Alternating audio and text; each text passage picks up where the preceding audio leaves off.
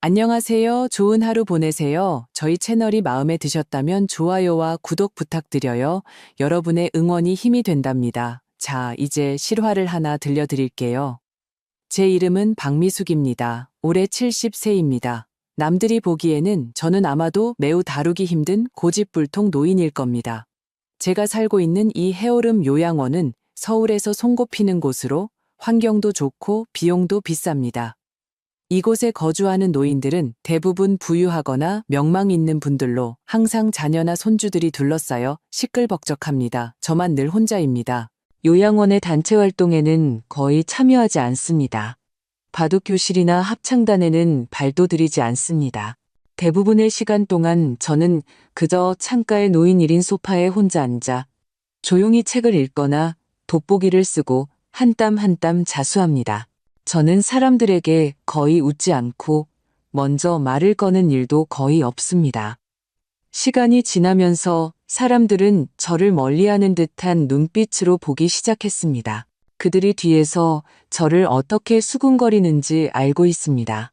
그들의 속삭임은 바람처럼 언제나 제 귀에 들어옵니다. 봤어? 3층 박 선생님 말이야.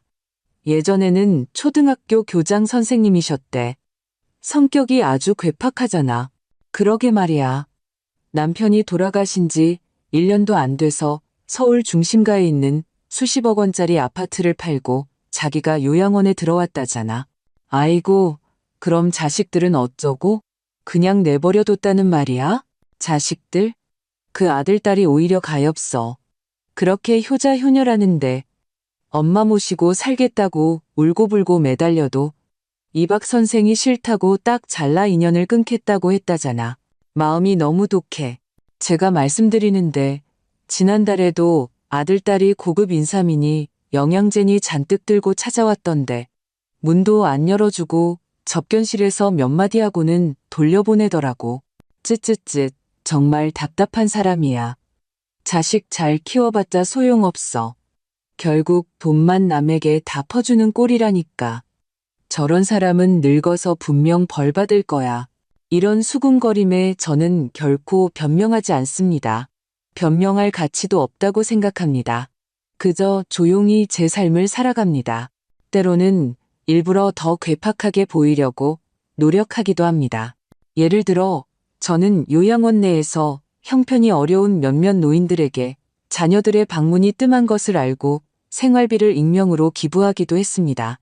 이 사실이 어찌어찌 소문이 나면서 저를 돈을 자식에게는 안 주고 남에게 퍼주는 독한 노인이라는 이미지가 더욱 굳어졌습니다.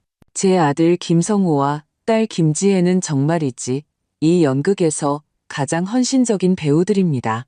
매달 둘째 주 일요일 그들은 값비싼 차를 몰고 비가 오나 눈이 오나 요양원에 찾아옵니다. 그들은 가장 신선한 과일과 가장 비싼 보양식을 들고 와서 요양원 사람들이 가장 많은 공용 휴게실에서 저를 상대로 가슴 저미는 가족의 연기를 펼칩니다. 엄마, 45세의 아들 성호가 눈시울을 붉히며 제 손을 잡습니다. 그냥 저희랑 같이 집에 가세요. 아빠도 돌아가셨는데 혼자 계시는 게 불안해요. 맞아요, 엄마. 42세의 딸 지혜가 옆에서 거듭니다. 목소리가 메어집니다. 저희가 시끄럽다면 엄마가 살던 그 아파트 근처에 새 작은 아파트라도 사드릴게요. 매일 찾아뵐게요. 네, 제발 여기서 혼자 계시지 마세요. 저희 마음이 너무 아파요. 그들의 연기는 완벽했습니다. 주변의 노인들은 모두 감동하여 저를 비난하듯 못마땅한 눈빛으로 바라봅니다. 마치 제가 은혜를 모르는 인정머리 없는 악마라도 되는 양 말입니다. 그리고 저는 매번 그들이 연기를 마칠 때까지 그저 조용히 지켜봅니다. 그들이 말을 마치면 저는 이미 식어버린 차를 들어 한 모금 마신 뒤 덤덤하고 거의 무관심한 어조로 말합니다. 여기가 좋아요. 난 여기가 아주 마음에 들어요. 신경 써줘서 고맙구나. 돌아가렴. 그들의 얼굴에 스치듯 지나가는 실망과 분노, 그리고 주변 노인들이 보내는 무언의 한숨을 보면서도 제 마음 속에는 아무런 동요도 읽지 않았습니다. 심지어 좀 우습다는 생각마저 들었습니다. 집으로 돌아가라고? 저는 눈을 감으면 1년 전 그 진짜 집에서 소독약 냄새가 가득했던 병실에서 일어났던 모든 일이 떠오릅니다. 저는 그들에게 담담하게 말했습니다. 난 피곤하구나. 좀 쉬고 싶어. 그들은 오늘 연기가 끝났음을 알고는 서로를 마주보며 비통한 표정을 거두고 다시 효심 깊은 자녀의 얼굴로 돌아와 제 몸을 조심하라고 당부하고는 뒤도 돌아보지 않고 떠났습니다.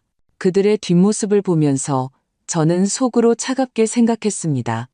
연기해라. 계속 연기해.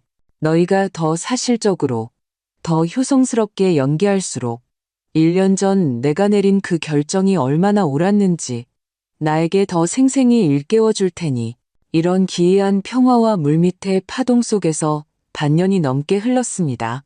저는 제 효심 깊은 자식들의 인내심이 조금씩 바닥나고 있음을 느낄 수 있었습니다.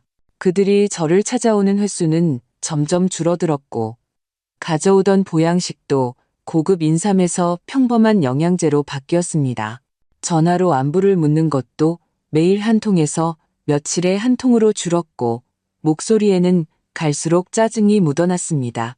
그들은 아마 이런 냉각 처리 방식으로 제가 의지할 곳 없는 이 늙은이를 공포에 질리게 하고 결국에는 제가 아파트를 팔고 얻은 거액의 돈을 스스로 내놓게 만들 수 있다고 생각했던 모양입니다.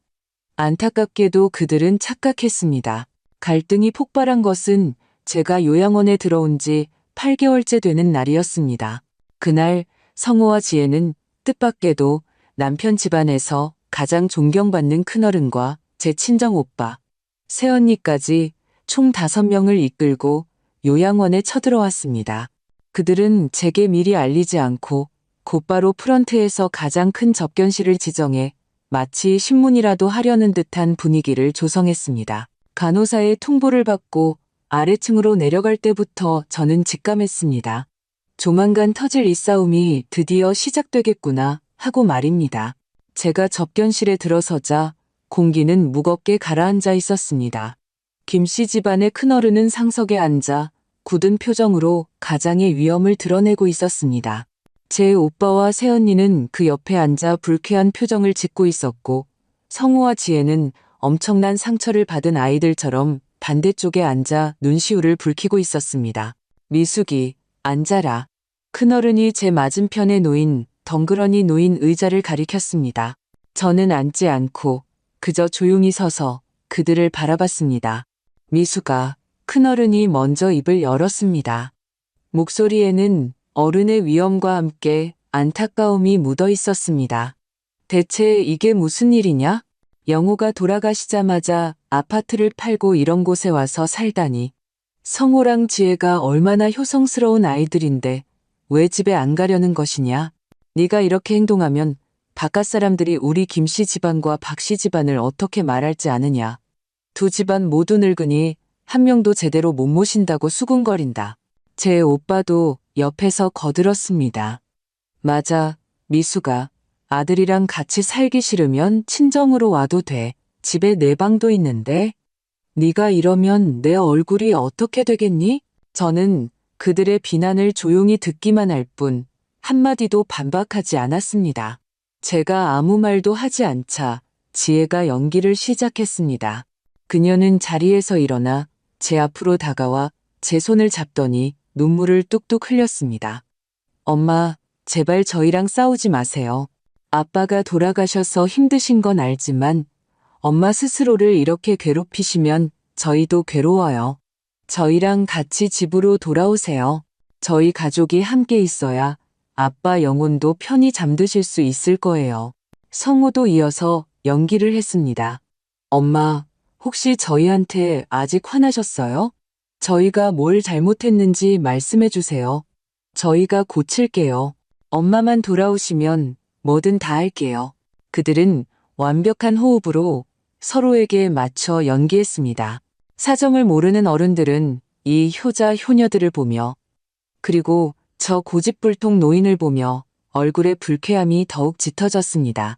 큰어른이 탁자를 탁 치며 최후 통첩을 내렸습니다. 미숙이, 오늘 내가 확실히 말하겠다. 네가 아직 나를 큰어른으로 여긴다면 당장 아이들과 함께 집으로 돌아가라. 아파트를 팔아서 생긴 돈은 성우에게 잘 맡겨두어라. 엉뚱한 사람들에게 속지 않도록 말이다. 네가 계속 이렇게 미련하게 행동한다면 우리가 너를 친척으로 여기지 않아도 원망하지 마라. 현장의 분위기는 극도로 긴장되었습니다. 모두가 저를 보며 제가 굴복하기를 기다렸습니다. 저는 드디어 천천히 입을 열었습니다. 큰어른 오빠, 새언니. 저는 그들을 둘러보며 침착하지만 전례 없는 힘이 실린 목소리로 말했습니다. 오늘 저를 찾아와 주셔서 감사합니다. 그리고 성우와 지혜도 지난 몇 달간 저 때문에 신경 써줘서 고맙구나. 저는 잠시 말을 멈췄습니다. 그리고는 낡아 보이는 천 가방에서 서류 뭉치를 꺼냈습니다. 여러분들이 가장 궁금해하는 건 제가 아파트를 팔고 생긴 그 돈이겠죠. 저는 서류를 한 장 한 장씩 참석자 모두에게 나눠주었습니다. 다들 오늘 계시니 나중에 변호사를 번거롭게 할 필요가 없겠군요. 그들은 의아해하며 서류를 받아들고는 고개를 숙여보더니 순간 얼굴색이 변했습니다. 그것은 법률사무소에서 발행하여 공증을 마친 완전한 법적 효력을 가진 유언장 사본이었습니다. 제 유언장의 내용은 간단 명료했지만 그만큼 충격적이었습니다. 본인 박미숙은 여기에 유언장을 작성한다.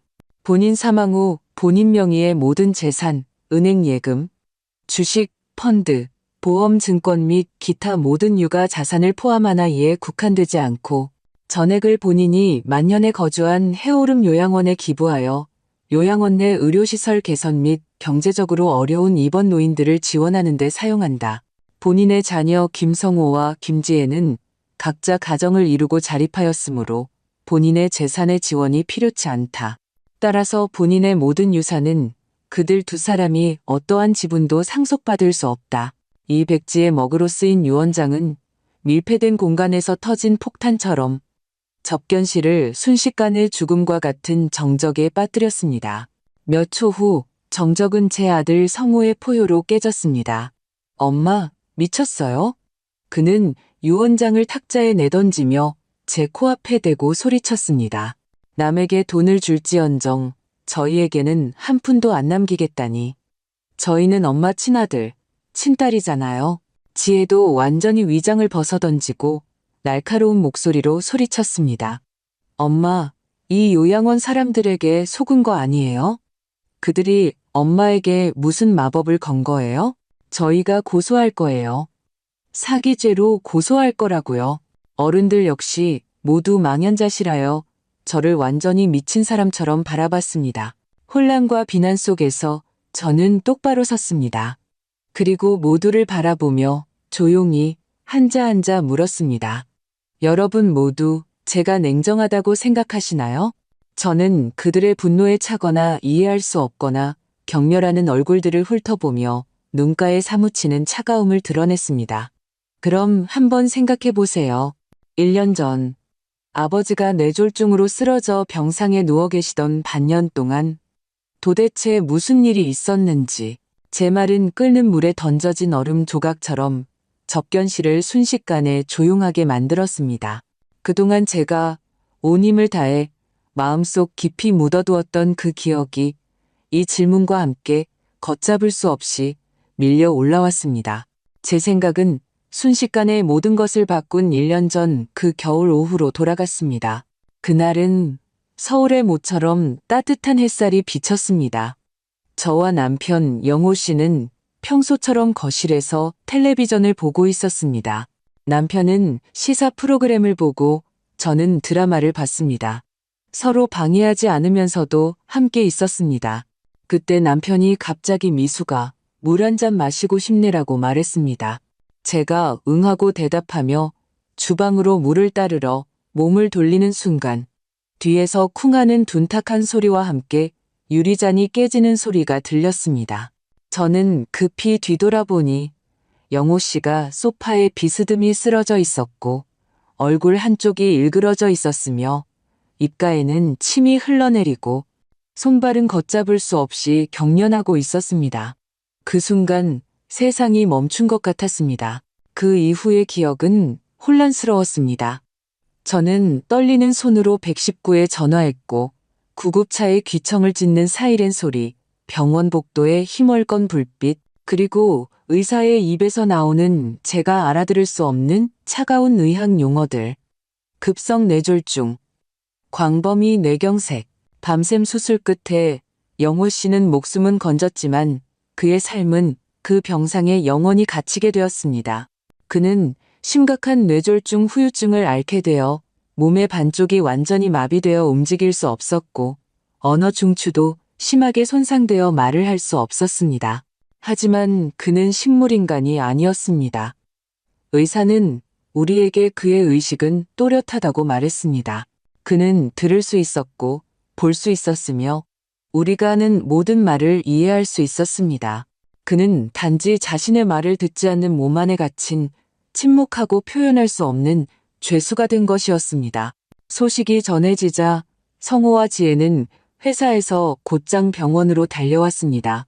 처음에는 그들은 분명히 초조하고 효심 깊은 자녀의 모습을 보였습니다. 그들은 병상 앞에서 아버지의 손을 잡고 눈물을 흘렸습니다. 그들은 입원 수속을 밟고 온갖 치료법을 알아보느라 분주했습니다. 그때 저는 심지어 안도감을 느끼기도 했습니다. 제가 키우니 아들딸이 결국 은혜를 아는구나 하고 말입니다. 그러나 그 효심의 유효기간은 제가 생각했던 것보다 훨씬 짧았습니다. 처음에 혼란이 지나고 나날이 반복되는 번거롭고 힘든 간병이 일상이 되자 저는 그들에게서 점차 짜증을 보기 시작했습니다. 영호 씨의 회복 과정은 길고 비용도 많이 들었습니다. 물리치료, 침치료, 고압산소 치료, 하나하나가 적지 않은 지출이었습니다. 저와 영호 씨의 공동 계좌에 평생 아끼고 아껴 모은 돈이 물처럼 줄어드는 것을 보면서 저는 초조했지만 결코 망설이지 않았습니다. 영호 씨만 좋아질 수 있다면 아무리 많은 돈을 써도 아깝지 않다고 생각했습니다. 하지만 제 자식들은 분명 다르게 생각했습니다. 먼저 지혜는 외국계 기업 부장이었고 그녀에게 시간은 돈이었습니다. 처음에는 퇴근 후 매일 병원에 잠시 머물렀지만 점차 병원에 오는 시간이 짧아지고 이유도 많아졌습니다. 엄마, 오늘 중요한 국제회의가 있어서 밤늦게까지 해야 해요. 못 갈 것 같아요, 엄마. 내일 부산으로 출장이라 며칠 병원에 못 갈 것 같아요. 아빠는 엄마가 좀 더 신경 써주세요. 이어서 성호는 제 앞에서 불평했습니다. 아빠가 지금 이 상태인데 회사에 계속 휴가를 낼 수도 없고 이번 달 개근상도 날아갔네요. 그들은 아버지를 돌보는 것을 부담으로 여기기 시작했습니다. 그들의 우아한 삶과 직업적 미래에 영향을 미치는 부담으로 말입니다. 그들은 처음처럼 인내심을 가지고 아버지와 대화하거나 뻣뻣해진 사지를 마사지해주지 않았습니다. 대부분의 시간 동안 그들은 그저 병상 옆에 앉아 제멋대로 휴대전화를 만지작거렸고 얼굴에는 피로와 실증이 가득했습니다. 영호 씨는 말을 할 수 없었지만 그의 또렷한 눈은 이 모든 것을 지켜보고 있었습니다. 성호와 지혜가 대충 응대하고 돌아서 병실을 나갈 때면 영호 씨의 눈가에서 조용히 눈물이 한 줄기 흐르는 것을 자주 보았습니다. 저는 그나마 움직일 수 있는 그의 왼손을 잡고 나 자신을 위로하듯 속삭였습니다. 괜찮아, 여보. 애들이 바쁘잖아. 이해해야지. 그러나 저는 제가 틀렸다는 것을 곧 깨달았습니다. 그들은 바쁜 것이 아니었습니다. 그들은 계속해서 줄어드는 돈을 아까워하고 있었습니다. 아버지의 유산을 계산하는 그들 마음속 깊이 숨겨져 있던 송곳니가 드디어 한 가족회의에서 그 모습을 드러냈습니다. 그날의 가족회의는 병원 근처의 한 카페에서 열렸습니다. 명목상으로는 아버지의 다음 재활 계획을 논의하기 위한 자리였습니다. 성호가 입을 연 첫마디에 제 마음은 가라앉았습니다.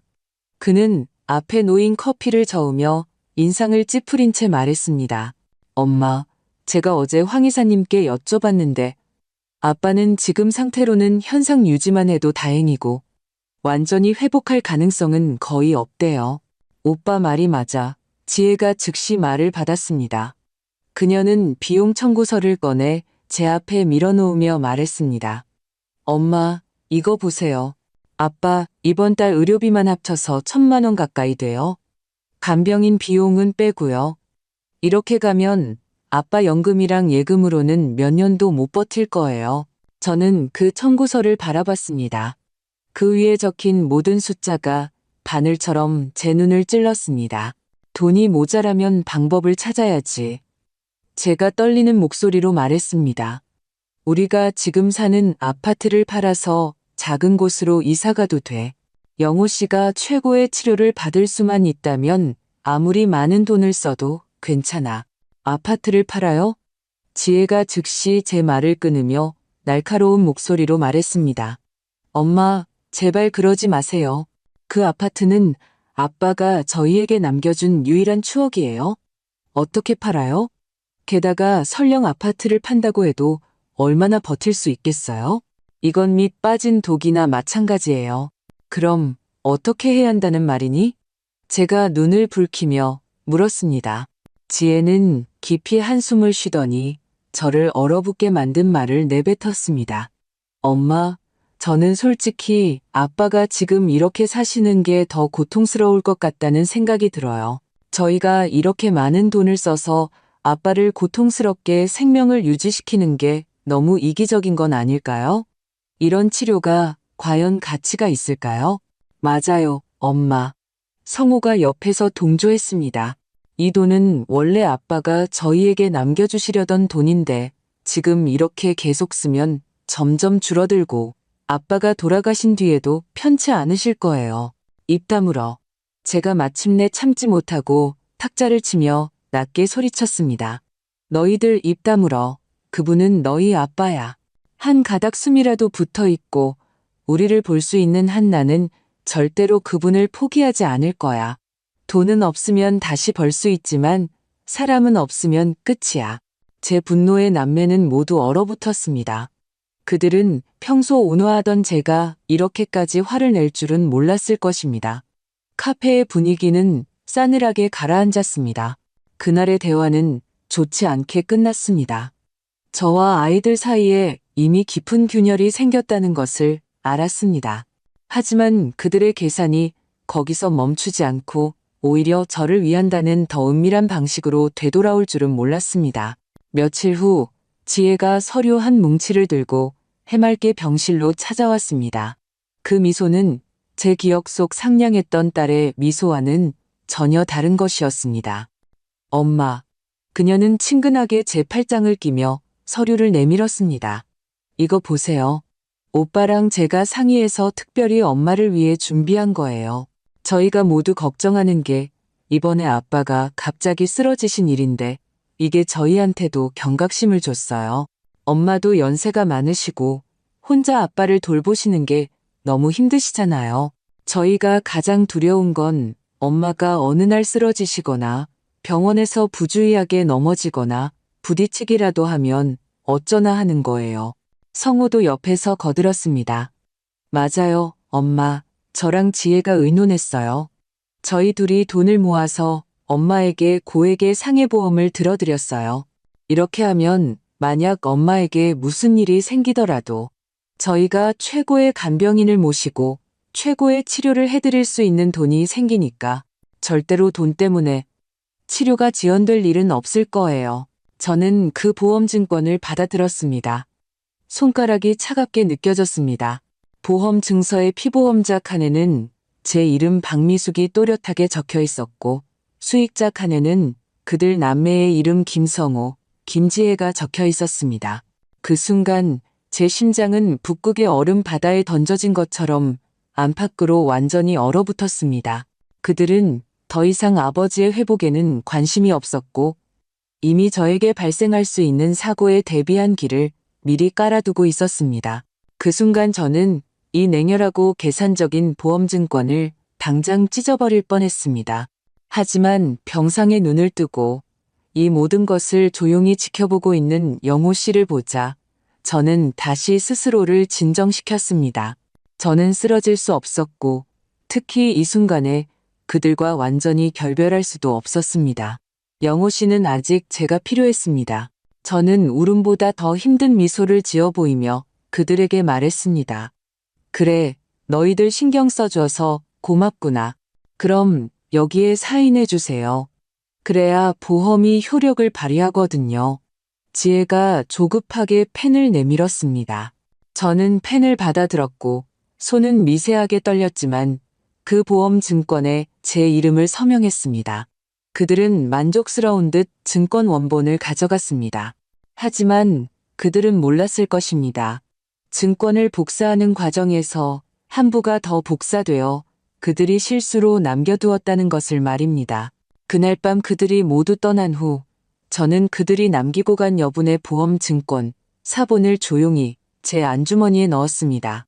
이 서류가 나중에 무슨 용도로 쓰일지는 몰랐지만 이것이 차가운 돌멩이처럼 제 가슴에 붙어 시시각각 저에게 눈앞에 이 효성스러운 자식들의 마음이 얼마나 차가운지를 일깨워주고 있다는 것을 알았습니다.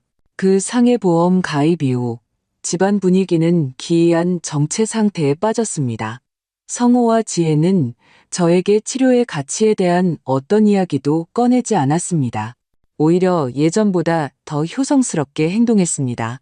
그들은 제 시간에 병원에 교대하러 왔고 제가 좋아하는 간식을 가져왔으며 제 앞에서 영호 씨의 몸을 참을성 있게 닦아주었습니다.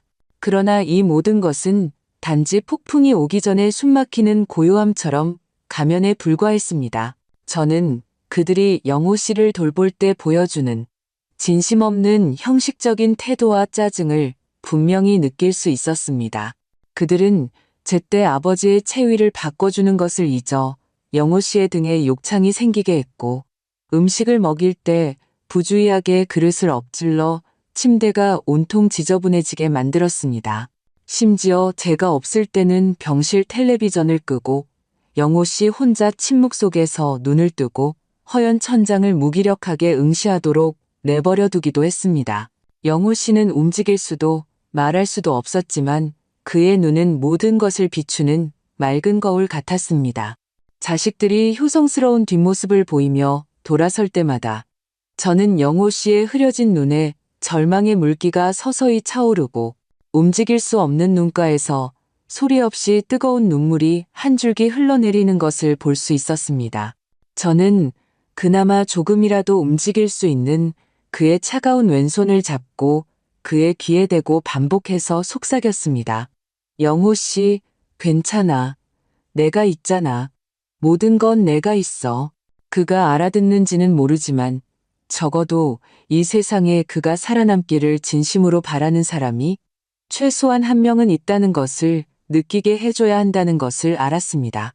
낙타의 등을 부러뜨린 마지막 지푸라기는 습하고 쌀쌀한 비 오는 밤에 일어났습니다. 그날 밤 영호 씨의 상태가 갑자기 불안정해졌습니다. 가래 한 덩어리를 뱉어내지 못해 호흡이 곤란해졌고 얼굴은 보라색으로 변했습니다. 심장 모니터의 산소 포화도 수치가 삐 하며 계속 떨어지기 시작했습니다. 저는 너무 놀라 즉시 침대 머리맡에 비상호출벨을 눌렀습니다. 성호와 지혜도 밖에 가족 휴게실에서 허둥지둥 뛰어들어왔습니다. 황 이사님이 곧바로 달려왔고 긴급하게 가래를 뽑아내는 처치를 한 후 영호 씨의 상태는 잠시 안정되었습니다. 하지만 황 이사님의 표정은 매우 심각했습니다. 그는 우리를 병실 밖으로 불러내 엄숙하게 말했습니다. 김 선생님의 폐 기능이 약해지고 있습니다. 이런 사례로 인한 질식 위험은 앞으로 더 자주 발생할 수 있습니다. 가족분들께서는 24시간 내내 옆에서 면밀히 관찰해 주셔야 합니다. 말을 마치고 그는 다른 응급 환자를 처리하러 급히 떠났습니다. 저는 가슴을 쓸어내리며 병실로 돌아가려는데 지혜가 저를 붙잡더니 말했습니다. 엄마, 밤새 한숨도 못 주무셔서 얼굴이 너무 안 좋으세요. 여기는 저랑 오빠가 지킬게요. 엄마는 옆 휴게실에 가서 잠깐 눈 좀 붙이세요. 그러다 엄마까지 쓰러지시면 어쩌려고요? 성우도 동조했습니다. 맞아요, 엄마. 빨리 가서 쉬세요. 여기는 저희에게 맡기시고 걱정 마세요. 그들 둘의 걱정스러운 표정을 보며 그리고 방금 안정된 병실 안의 영호 씨를 보며 저는 망설였습니다. 연일 계속되는 간병으로 몸과 마음이 지쳐 있었던 것은 사실이었습니다. 어쩌면 그들을 한번 믿어봐야 할지도 모른다고 생각했습니다. 그래, 알았다. 저는 고개를 끄덕였습니다. 무슨 일 생기면 바로 나를 불러라. 저는 몇 걸음 떨어진 가족 휴게실로 들어갔지만 마음속에는 늘 불길한 예감이 감돌았습니다. 좁은 침대에 누워 뒤척였지만 잠이 오지 않았습니다. 약 10분쯤 지났을까 더 이상 누워있을 수가 없었습니다. 저는 외투를 입고 병실로 돌아가 지키는 것이 마음이 편하겠다고 결심했습니다. 영호 씨의 병실 문 앞까지 조심조심 다가갔습니다.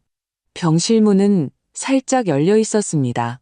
문을 밀고 들어가려는 순간 문틈으로 제 혈액을 순간 얼어붙게 만드는 대화가 들렸습니다. 지혜의 목소리였습니다. 차분하고 또렷했지만 얼음 조각처럼 차가운 칼날 같았습니다. 오빠, 또 숨을 헐떡거리기 시작하네. 산소 포화도 또 떨어지고 있어. 이어서 성호의 망설이는 목소리가 들렸습니다. 그럼 의사 부를까? 뭘 불러? 지혜의 목소리에는 짜증과 잔인함이 묻어 있었습니다. 이렇게 일찍 가든 늦게 가든 뭐가 달라? 의사도 방금 그랬잖아. 앞으로 이런 상황이 점점 더 많아질 거라고. 우리가 한번 살릴 수 있다고. 평생 살릴 수 있나? 하지만 뭘. 지혜가 그의 말을 끊었습니다. 오빠, 아빠 예금이 매일매일 사라지는 거 생각해봐. 우리 삶도 힘들어 죽겠는데 지금 가는 게 아빠한테도 우리한테도 해방이야. 게다가 그녀는 잠시 뜸을 들이더니 가장 악독한 말을 내뱉었습니다. 우리가 의사를 안 부르고 아빠가 스스로 숨을 거두면 보험회사에는 합병증으로 인한 우발적 질식사라고 말할 수 있어. 그 상해보험금 우리가 받을 수 있을지도 몰라.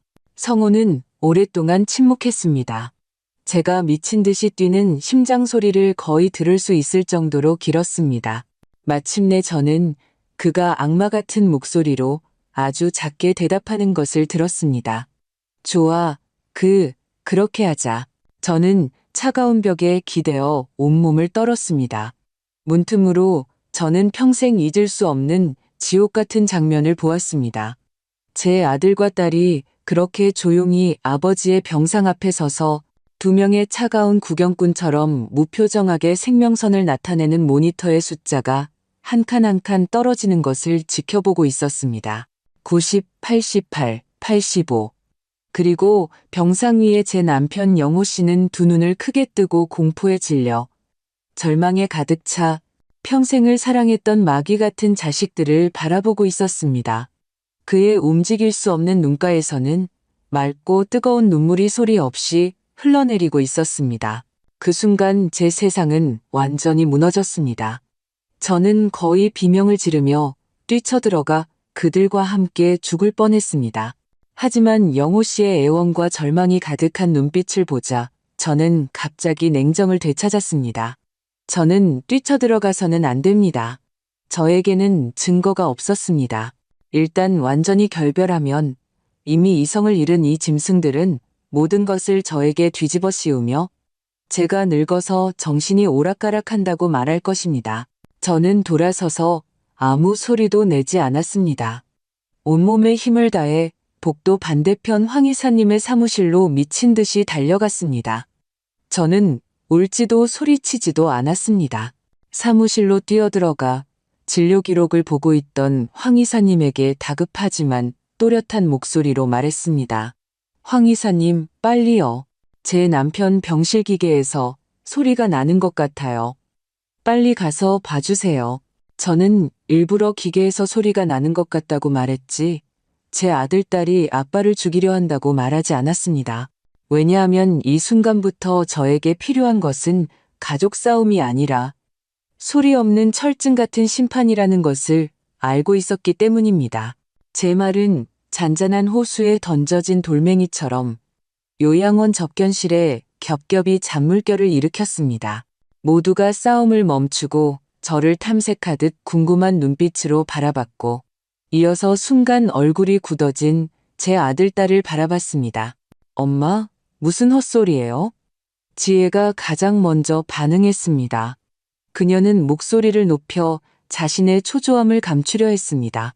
아빠는 정상적으로 병사하신 거예요. 모든 친척과 친구들이 다 알아요.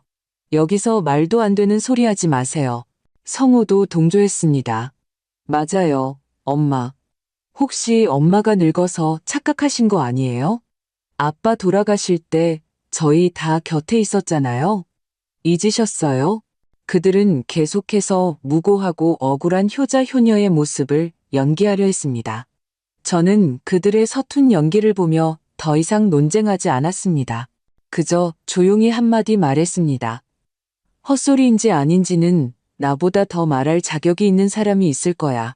바로 그때 접견실 문이 조용히 열리고 흰 가운을 입고 금태 안경을 쓴 온화한 분위기의 중년 남성이 들어섰습니다. 바로 영우 씨의 주치의였던 황 이사님이었습니다. 저는 그를 미리 약속해 두었습니다. 이 싸움을 혼자서는 이길 수 없다는 것을 알았기 때문입니다. 저는 권위 있고 객관적이며 반박할 수 없는 증인이 필요했습니다. 성호와 지혜는 황 이사님의 등장에 얼굴이 순간적으로 창백해졌고 눈빛에는 감출 수 없는 공포가 드러났습니다. 황 이사님은 그들에게 고개를 끄덕이며 인사를 한 뒤 곧장 제 옆으로 왔습니다. 그는 아무도 보지 않고 자신의 서류 가방에서 진료 기록 파일을 꺼냈습니다. 어르신들, 신사, 숙녀 여러분. 그의 목소리는 차분하고 전문적이었습니다. 제가 오늘 온 것은 김 씨 집안의 가정사에 개입하려는 것이 아닙니다. 저는 단지 박미숙 여사님의 부탁을 받고 한 의사로서 1년여 전 김영호 선생님께서 생애 마지막 순간에 겪으셨던 실제 의료 상황을 객관적이고 사실적으로 설명해드리고자 합니다. 그는 진료 기록을 펼치고 안경을 바로잡으며 말했습니다. 먼저 기록에 따르면 김영호 선생님께서는 당시 뇌졸중으로 반신마비와 언어 장애가 있었지만 초기 응급처치 후 생체 징후는 비교적 안정적인 상태였습니다. 의식은 완전히 또렷했고 청각과 시각도 모두 정상이었습니다. 다시 말해 의학적으로 판단하는 위중하거나 임종 단계에는 한참 미치지 못했습니다. 이 말은 마치 강타하는 망치 소리처럼 그 자리에 있던 친척들 모두에게서 작게 탄식 소리가 터져 나오게 했습니다. 황 이사님은 개의치 않고 계속 말했습니다. 다음으로 김 선생님께서 돌아가시기 전날 밤의 응급 상황에 대해 말씀드리겠습니다. 진료 기록에는 그날 밤 11시 23분 박미숙 여사님, 즉 김 선생님의 부인께서 급히 제 사무실로 찾아오셔서 병실 내 모니터 기계에서 경고음이 난다고 말씀하셨고 저와 간호사가 함께 병실로 달려갔다고 명확하게 기록되어 있습니다. 그는 잠시 말을 멈췄다가 처음으로 성호와 지혜의 얼굴의 시선을 천천히 옮기며 목소리에 힘을 주어 말했습니다. 그러나 우리가 병실에 도착했을 때 기계 자체에서는 아무런 경고음이 나지 않았습니다. 우리가 본 것은 김 선생님께서 가래로 인해 기도가 막혀 산소 포화도가 이미 82%라는 위험 수준까지 떨어져 있었다는 것입니다.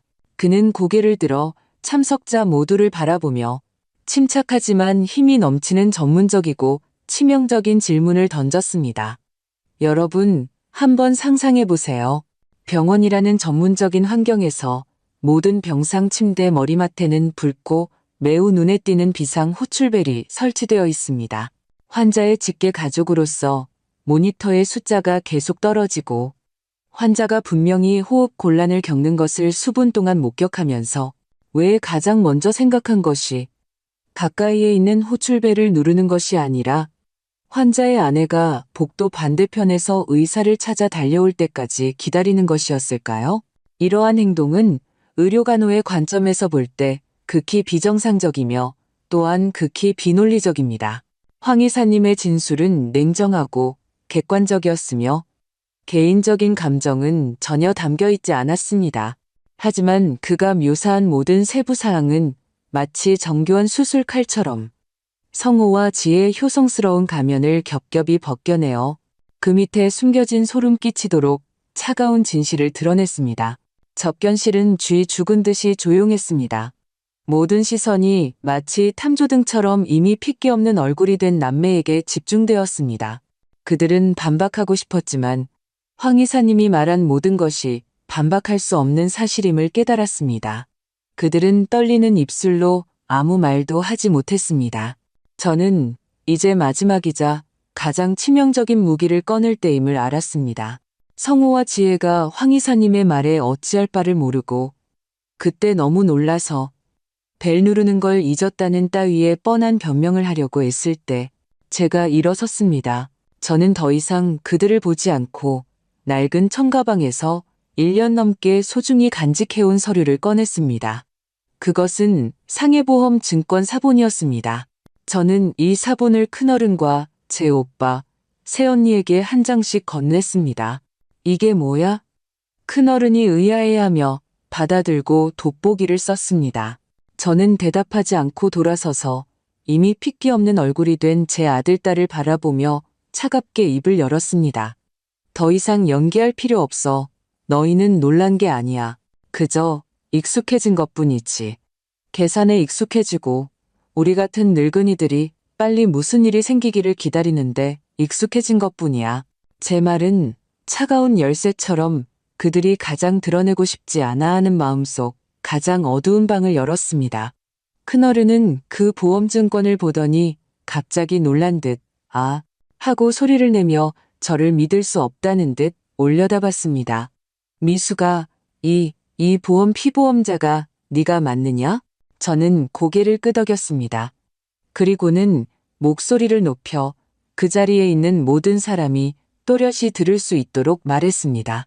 여러분, 보세요. 이게 제 착한 아들이고 제 착한 딸입니다. 그들의 아빠가 아직 병상에서 죽음과 싸우고 있을 때 그들은 이미 살아있는 저를 위해 고액의 상해보험을 급히 들어놓았습니다. 저는 보험증서의 수익자 칸에 있는 2개의 눈에 거슬리는 서명을 가리켰습니다. 그들은 저를 위해 의료비를 준비한 게 아니에요. 그들은 제 뜻밖의 죽음에 대한 값을 미리 정해놓은 겁니다. 이 늙은이가 혹시라도 병원에서 넘어지거나 다치면 그 돈을 가지고 자신들의 좋은 삶을 계속 이어나가려고 말입니다. 이 보험 증서는 접견실에서 거대한 폭탄처럼 굉음을 내며 터졌습니다. 그것은 황 이사님의 어떤 증언보다도 강력했고 저의 어떤 비난보다도 치명적이었습니다. 왜냐하면 위급한 상황에서 모르는 척한 것든 두려움이나 당황함으로 변명할 수 있었지만 살아있는 어머니를 위해 가입한 수익자가 자신들인 이 백지의 먹으로 쓰인 상해보험 증서는 그들의 마음속 가장 깊은 곳에 숨겨진 소름 끼치도록 차가운 계산과 기대를 적나라하게 드러냈기 때문입니다. 제가 모를 줄 알았나요? 저는 이미 완전히 무너진 남매를 보며 1년 넘게 억눌러왔던 분노를 모두 쏟아냈습니다.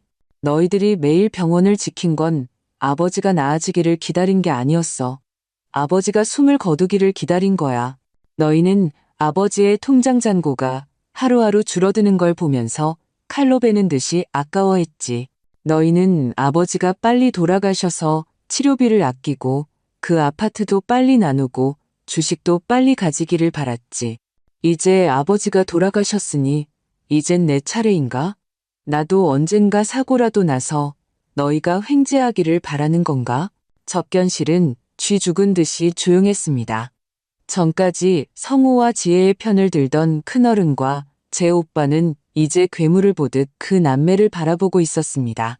그들의 눈빛에는 더 이상 동정심이 없었고 오직 충격과 경멸 그리고 깊은 두려움만이 있었습니다. 그들은 마침내 이것이 평범한 가족 싸움이 아니라 인간성의 말살이라는 것을 깨달았습니다. 저는 돌아서서 침묵하는 모든 친척들을 바라보며 온몸에 힘을 다해 마지막 선언을 했습니다. 제 남편 김영호 씨는 평생을 고생했습니다. 이 가정을 위해, 이 아들, 딸을 위해 아끼고 아껴 적지 않은 재산을 남겼습니다. 하지만 결국 그는 병상에 누워 자신의 아들, 딸이 언제 죽을지 계산하는 것을 직접 봐야 했습니다. 저 박미숙은 그의 아내로서 그의 피땀 어린 돈을, 우리 둘의 평생 노력의 결실을 이런 사람들에게 남겨준다면, 제 목소리는 메어왔지만 눈빛은 흔들림 없이 확고했습니다. 제가 죽은 후에 어떻게 그 일을 다시 볼 면목이 있겠습니까? 저는 깊이 숨을 들이쉬고 모든 참석자들을 둘러보며 한자 한자 말했습니다. 지금 제 유언장이 잘못되었다고 생각하는 분이 또 있습니까? 아무도 감히 다시 입을 열지 못했습니다. 모두가 고개를 숙이고 제 시선을 피했습니다. 성호와 지혜는 그 죽음과 같은 정적 속에서, 경멸과 멸시가 가득한 침묵 속에서 더 이상 견딜 수 없었습니다. 그들은 얼굴을 가리고 허둥지둥 비참하게 자신들에게는 최종 심판정 같았던 접견실을 도망치듯 빠져나갔습니다. 그들이 황급히 도망치는 뒷모습을 보면서도 제 마음속에는 아무런 쾌감도 없었습니다. 오직 모든 것이 불타버린 듯한 황량한 재만이 남아 있었습니다. 접견실 안의 사람들은 어느새 모두 조용히 사라져 있었습니다. 방금 전까지만 해도 시끄럽던 공간에는 이제 저와 황 이사님, 그리고 창밖으로 비쳐들어오는 조용한 오후 햇살만이 남아 있었습니다. 제가 전투복처럼 꼭 쥐고 있던 그 유언장 사본도 이제는 부드러워져 역사적 임무를 완수한 낡은 신문지처럼 느껴졌습니다. 박 선생님, 황 이사님이 조용히 침묵을 깼습니다. 괜찮으십니까? 저는 그를 돌아보며 지난 1년여 만에 처음으로 진심으로 편안한 미소를 지었습니다. 황 이사님, 감사합니다. 지금처럼 괜찮았던 적이 없었어요. 네, 그렇습니다. 비록 제 마음은 한 조각 파인 듯 했지만 동시에 지난 1년 동안 제 마음을 짓눌렀던 태산보다 무거운 바위가 드디어 치워진 것 같았습니다. 그 후로 제 세상은 진정한 평화를 되찾았습니다. 성호와 지혜는 다시는 요양원에 나타나지 않았습니다. 그들의 악행이 소문처럼 순식간에 온 친척들에게 퍼졌다고 들었습니다. 그들은 가족 내에서 모두가 피하는 역병 같은 존재가 되었습니다. 그들은 가족 간의 정을 잃었고 신뢰를 잃었으며 그들이 그렇게 애써 지키려 했던 가짜 체면마저 잃었습니다. 하지만 이 모든 것은 이제 저와 상관없는 일이 되었습니다. 저는 여전히 요양원에서 조용히 제 삶을 살아가고 있습니다. 다만 예전처럼 늘 혼자 다니지는 않습니다. 요양원 활동에 참여해 보려고 노력하기 시작했습니다. 서예 교실에 등록하여 수십 년 만에 다시 붓을 잡았습니다. 합창단에 가입하여 평균 연령 75세인 노인 친구들과 함께 큰 소리로 노래를 부릅니다. 우리가 젊었을 때 유행하던 옛 노래들을 말입니다. 저는 아파트를 팔고 남은 돈의 일부를 저와 영호 씨 두 사람의 이름으로 요양원의 작은 해오름 기금을 만들었습니다. 특히 경제적으로 어렵거나 중병으로 치료받기 힘든 입원 환자들을 돕는 데 사용됩니다. 요양원 노인들이 저를 보는 눈빛도 과거의 동정이나 이해할 수 없다는 표정에서 점차 존경과 친근함으로 바뀌었습니다. 그들은 더 이상 저를 괴팍한 박 선생님이라고 부르지 않고 친근하게 미숙 씨라고 부릅니다. 저에게는 새로운 친구들이 생겼고 새로운 삶이 시작되었으며 저만의 새로운 리듬이 생겼습니다. 날씨 좋은 저녁마다 저는 혼자서 요양원 뒤편의 작은 언덕으로 천천히 걸어갑니다. 거기서는 예전에 저와 영호 씨가 살던 아파트 단지의 불빛을 멀리서 볼 수 있습니다. 저는 영호 씨의 사진을 꺼내 손수건으로 액자를 조심스럽게 닦으며 예전처럼 나직이 그에게 말을 건넵니다. 영호 씨, 저는 사진에 대고 속삭입니다. 다 봤지? 내가 지켜냈어. 우리 가정을 지켰고 우리 마지막 존엄도 지켜냈어. 당신을 실망시키지 않았어. 성우와 지혜는 너무 원망하지 마. 그리고 나 걱정도 하지 마. 그들의 삶은 그들이 알아서 살아가는 거야. 그리고 나는 나 자신을 위해 잘 사는 방법을 드디어 배웠어. 걱정 마. 나 여기서 잘 지내. 매일 글도 쓰고 노래도 부르고 옆에는 이야기를 나눌 친구들도 있어. 외롭지 않고 더 이상 두렵지도 않아. 어느 날 요양원의 장 원장님이 언덕에서 저를 찾았습니다. 그는 제 옆에 앉아 저와 함께 멀리 지는 석양을 바라봤습니다. 그는 제게 말했습니다. 미숙 씨, 아십니까? 박 선생님께서 만드신 그 유언장이 최근 우리 요양업계 전체에서 큰 화제가 되고 있습니다. 저는 조금 놀랐지만 그는 계속해서 말했습니다. 우리는 재산 다툼 때문에 노년의 평화를 얻지 못하는 비극을 너무 많이 봐왔습니다. 박 선생님의 결정은 비록 냉정해 보이지만 우리 모든 노인들에게 깊은 성찰의 기회를 제공했습니다. 삶의 마지막 단계에서 우리가 진정으로 지켜야 할 것은 무엇인가 하고 말입니다. 그렇습니다. 대체 무엇일까요? 차가운 은행 숫자가 아닙니다. 몇 장의 이름이 적힌 아파트 등기 서류도 아닙니다. 그것은 우리가 인간으로서 지켜야 할 가장 기본적인 침해할 수 없는 존엄입니다. 인간의 탐욕과 배신에 직면했을 때도 여전히 선량함과 원칙을 지키려는 마음의 마지노선입니다.